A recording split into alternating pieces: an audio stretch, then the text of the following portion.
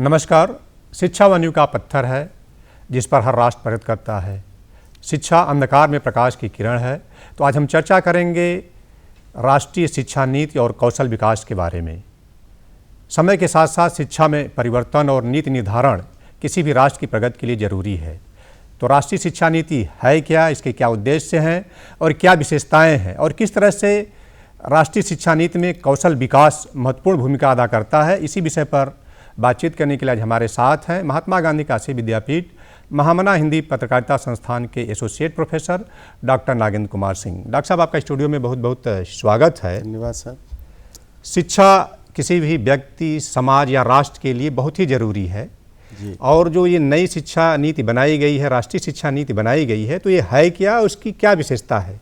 Sir, जैसा कि देश की आज़ादी के बाद हम समझते हैं कि भारतीय संस्कृति में पहली ये राष्ट्रीय शिक्षा नीति है जिसने भारत की मूल अवधारणा को समझी है और इससे एक नई ऊर्जा, जिससे भारत के जो बात की जाती है कि ये गुरु पद पर था, गुरु की नगरी थी, उस स्थिति तक ले जाने में यह राष्ट्रीय शिक्षा नीति एक महत्वपूर्ण भूमिका पर खड़ी है।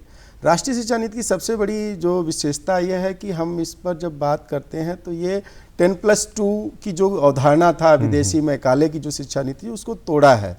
उसको हमने 5+3+3+4 की तरफ हमने बढ़ा है, जिससे ये हमारी है कि अवधारणा में 3 से लेकर के 3 ईयर से लेकर के हम इसको 18 वर्ष तक इस ऐसे डेवलप किया है कि उसमें स्किल आएगा, जिसका हमने लक्ष्य ये रखा है कि 2030 तक हम भारत को एक स्किल बेस्ड शिक्षा देंगे। जबकि हमारी देश की आज की वर्तमान स्थिति पर जब हम फोकस करते हैं तो उसमें हम पाते हैं कि पूरी आबादी के 5% ही स्किल बेस्ड शिक्षा है।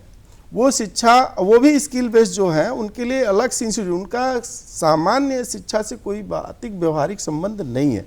तो इस बात व्यवहार में यह राष्ट्रीय शिक्षा नीति जोड़ने का काम किया है, जिसका लक्ष्य कक्षा 6 से ही बच्चों को एक स्किल बेस्ड शिक्षा देने की बात कही गई है। जैसे आपने चर्चा किया कि क्लास 3 से लेकर के 3 साल की उम्र से लेकर के 18 साल की उम्र तक जी।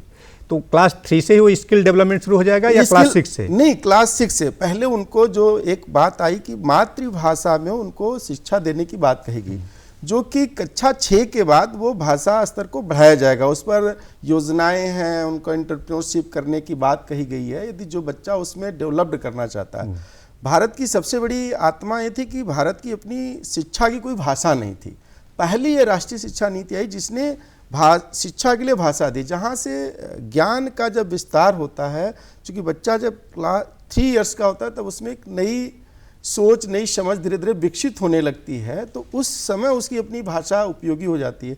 तो जो उसकी मातृभाषा में उसको सोचने देने की बात कही गई, तो इसलिए पहला जो ये बेस तैयार किया गया कि पहले उसको खेल खेल के माध्यम से हम कक्षा 6 से ही उसको एक स्किल बेस्ड प्रोग्राम देंगे, चाहे खिलौने बनाना हो, चाहे उसको खेल कूद में जाना हो, कहीं भी उसको मतलब समय के मांग के अनुसार उसकी शिक्षा होगी। और उसमें जो सामान्य शिक्षा दे, जैसे जो टेक्निकल जो शिक्षा देते थे, व्यवसायिक शिक्षा देते थे, उनके साथ जो सामान्य शिक्षा देने वाले संस्थाएं हैं उनके साथ कोलैबोरेशन भी होगा। उसका भी सरकार ने लक्ष्य रखा है कि 2025 तक इन सभी संस्थानों को एक साथ जोड़ के तकनीकी बेस्ड शिक्षा देने का काम किया जाएगा। मतलब ये चाहे सरकारी विद्यालय हो या विश्वविद्यालय हो और जो प्राइवेट स्तर, सब में लागू होगा। सबको एक समझौते के तहत, एमओयू के तहत आना होगा और तकनीकी शिक्षा का बेस तैयार करना होगा, उनको स्किल बेस्ड तैयार करना होगा। उससे क्या था कि जब हम पूरे विश्व के फोकस पर जाते हैं तो जर्मनी का 75 स्किल बेस्ड शिक्षा होती है,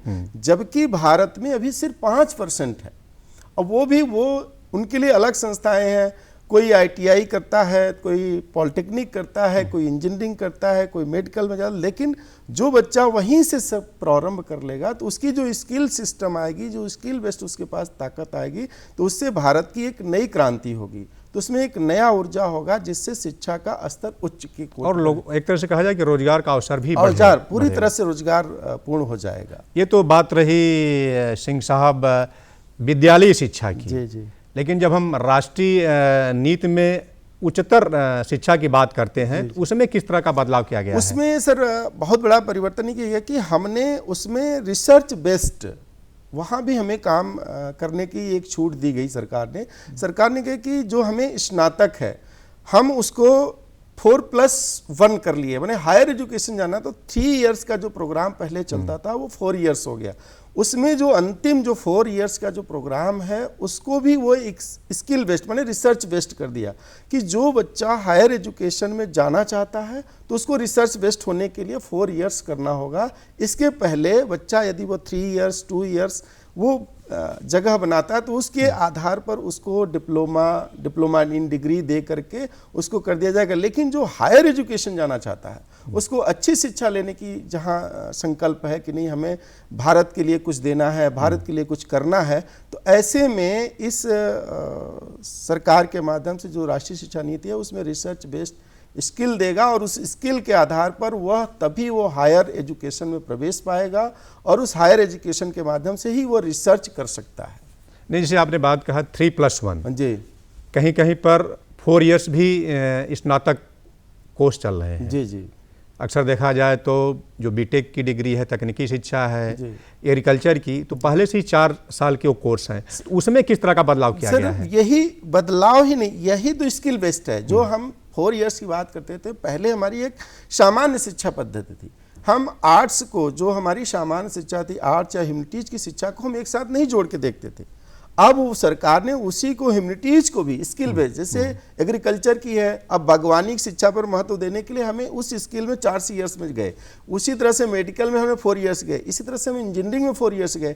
इसीलिए हमारी जो सामान्य ह्यूमैनिटीज शिक्षा है, सोशल साइंस की शिक्षा है, उसमें भी हमने 4 इयर्स पर गए, जिससे यह शिक्षा स्किल बेस्ड हो सके, रिसर्च बेस्ड हो सके, जिससे हम एक नई भारत को एक नया युग के रूप में खड़ा कर सकें और दुनिया को ये दिखा सकें कि जो भारत का संकल्प सदियों से रहा, उसकी सांस्कृतिक विकास, उसकी कला, अभी तो हमने परंपरागत संस्कृति को भी भूल गए, अपनी कला को भूल गए। जैसे हमें उदाहरण आता है कि जब हम छोटा सा एक कवि रहता था, उस पर आज हम PhD कर रहे हैं, जबकि उसके पास कोई डिग्री नहीं होती थी। वो अपनी स्किल से, उसके बचपन से उसके पास वो स्किल होता था। आज ऐसी वो स्किल भारत से कैसे गायब हो गई? वो स्किल लाने का यह काम राष्ट्रीय शिक्षा नीति, जिसमें देश के प्रधानमंत्री माननीय नरेंद्र मोदी जी का बहुत बड़ा योगदान था। मतलब एक तरह से कहा जाए कि जो हमारी प्राचीनतम शिक्षा थी, वर्तमान और जो भविष्य को देख करके तीनों एक तरह से समाहित कर दिया गया। पूरी शिक्षा हमारी वही है कि हमने वर्तमान से लेते हुए अतीत का भी हमने इसमें विशेष ध्यान रखा है। जो हमारी मूल्य है उस मूल्य को वर्तमान में स्थापित किया और भविष्य के निर्माण के कार्य में हम लोगों ने इस राष्ट्रीय शिक्षा नीति के माध्यम से जुड़ने का काम किया है। सिंह साहब, एक तरह से कहा जाए कि सशक्त शिक्षा नीति किसी भी देश के निर्माण में कितना महत्वपूर्ण भूमिका निभा सकता है? सर देखिए, देश के एक बात जब हम करते हैं तो 2 चीज़ें एकदम स्पष्ट हो जाती है कि जिस देश के पास अपनी शिक्षा नहीं हो, जिस देश के पास अपनी भाषा नहीं हो, तो वो देश नहीं, मृत होता है। इसलिए इन दोनों स्थितियों में एक संपन्न और शक्तिशाली राष्ट्र होने के लिए एक भाषा और शिक्षा होना बहुत जरूरी है, और शिक्षा ही वो हथियार है जो भाषा के माध्यम से लोगों तक जाई जा सकती है। इसलिए इन दोनों का जो समावेश इस राष्ट्रीय शिक्षा नीति में दी गई, वह एक अमूल्य निधि के रूप में प्राप्त हुई है। और समय के साथ अगर हम परिवर्तन नहीं करेंगे और नीति नहीं बनाएंगे, तब तक हम आगे नहीं बढ़ सकते। कभी संभव नहीं है कि हम समय के मांग के अनुसार अपनी मूल्य पर यदि हम नहीं गए तो हमारा पतन बहुत जल्दी हो जाता है। ये तो समय काल रहते हुए ये राष्ट्रीय शिक्षा नीति आ गई, जिससे हम अपनी प्रगति के नए सोपान के रास्ते पर चल पड़े। एक तरह से जो राष्ट्रीय शिक्षा नीति है, आपने चर्चा किया कि भाषा का उस पर ध्यान रखा गया है, लेकिन हमारा देश जो है एक तरह से कहा जाए कि बहुसंख्यक भाषाओं का देश है जी। तो इसको आप किस तरह से डिफाइन कर सकते हैं? सर देखिए, क्या है कि एक समय वो था कि हम पहले हिंदी बोलने से हिचक करते थे, कहीं भी संस्थाओं में जाते थे तो हिंदी हम स्वीकार नहीं करते, लेकिन आज धीरे धीरे पूरे देश में हिंदी स्वीकार हो रही है। और हम भी यदि कहीं जा रहे हैं तो यदि वहाँ भी कुछ अच्छाई चीज़ें जानना है तो उस भाषा को हम अडॉप्ट कर रहे हैं। ऐसी नहीं कि हम छोड़ दिए। जैसे आज भी इस बनारस के धरती पर भी हम देखते हैं कि जैसे कर्नाटक है, चाहे आंध्रा कहो, कहीं का नॉर्थ से कहीं का विद्यार्थी आ रहा तो वो हिंदी सीख रहा है, हिंदी बोल रहा है, चाय की दुकान पर खड़े होकर बात कर रहा है। तो ये स्वीकारोक्ति है, क्योंकि हम पहले स्वीकारोक्ति नहीं दे पाते थे, लेकिन इस सरकार ने सबसे पहले ये दिया कि अपनी भाषा पर लोगों को गर्व करने, सार्वजनिक स्थानों पर बोलने, कहने की अधिकार दिया, जिससे लोग अपनी भाषा में बोल रहे हैं। हम लोग खुद एक फेस करते थे, जब इंटरव्यू में जाते थे तो पहले ये बोल दिया जाता था कि आपको इंग्लिश आती है, नहीं आती है। लेकिन हम लोगों ने आज देखा कि आज कोई भी एक्सपर्ट जब हम लोग जाते तो ये नहीं पूछता कि आपको हिंदी अंग्रेजी आती है कि नहीं आती। हाँ, आपको जिस भाषा में उत्तर देना है आप वो उस आप भाषा में उत्तर उत्तर दीजिए। दीजिए। ये जो तो सिंह साहब, ये लक्ष्य क्या रखा गया है राष्ट्रीय शिक्षा नीति की सर, कि हम इसको किस तरह से हासिल कर लें? इसका लक्ष्य हमने है कि 3 श्रेणियों में रखा है कि इसका पहले तो हम एक प्रयोग करेंगे, लेकिन प्रयोग के बाद उसको अमली जामा पहनाने के लिए हमने एक लक्ष्य रखा जो 2020 के बाद से हमने ये तय कर लिया कि हमारी ये जो शिक्षा होगी वो हम 2025 तक सभी माने 0 से लेकर के जो हमारा 5+3+3 4 का जो कॉन्सेप्ट है, इसको लेकर के हम लास्ट तक इस शिक्षा अमल को एक सीमा में बांध करके 25 तक एक स्किल बेस्ड और व्यावसायिक प्रोफेशनल कोर्स के तहत हम पूरी शिक्षा को कोऑर्डिनेशन कर देंगे। इसके लिए तमाम सरकारों ने बजट भी तय किया है, इसकी कैसे हम उसको लक्ष्य को हासिल करेंगे। तो हमारा ये लक्ष्य ये 2025 तक पूरा हो जाएगा। पूरी तरह से शिक्षा, राष्ट्रीय शिक्षा नीति के तहत अध्ययन अध्यापन का कार्य शुरू हो जाएगा। और एक तरह से कहा जाए कि युवाओं का एक बेहतर भविष्य इसमें दिखाई दे रहा है। इसमें युवाओं का पूरी तरफ से वो उनके व्यक्तित्व का एक चौमुखी विकास का एक माध्यम है। जहाँ जिस क्षेत्र में जाना चाहता है, वो यदि खेल के दुनिया में चाहता है तो भारत में पहली बार खेल के विश्वविद्यालय बने। नॉर्थ ईस्ट में पहला खेल का विद्यालय, जहाँ उन बच्चों में खेल की अपार संभावनाएं थी, वहाँ सरकार ने समझी और वहाँ पर एक भविष्य का जो खेल भारत होगा वो खड़ा करने का काम सरकार ने किया। तो ये स्किल बेस्ड इसी का सबसे बड़ा है कि इसमें बहुत तेज़ी से विकास होना है। और 25 तक हमें लगता है कि भारत के ऐसा कोई विश्वविद्यालय नहीं होगा जहाँ की अपनी परंपरागत खेलों से हम अपनी शिक्षा नहीं शुरू करेंगे। ठीक है सिंह साहब, किसी भी राष्ट्र और देश के लिए शिक्षा में बदलाव समय के साथ बहुत ज़रूरी है जी। और आप स्टूडियो में आए और राष्ट्रीय शिक्षा नीति का कौशल विकास में किस तरह से योगदान है, इस विषय में हमारे दर्शक भाइयों को इतनी अच्छी जानकारी दी। जानकारी देने और बातचीत करने के लिए आपका बहुत बहुत धन्यवाद। नमस्कार। नमस्कार, धन्यवाद सर।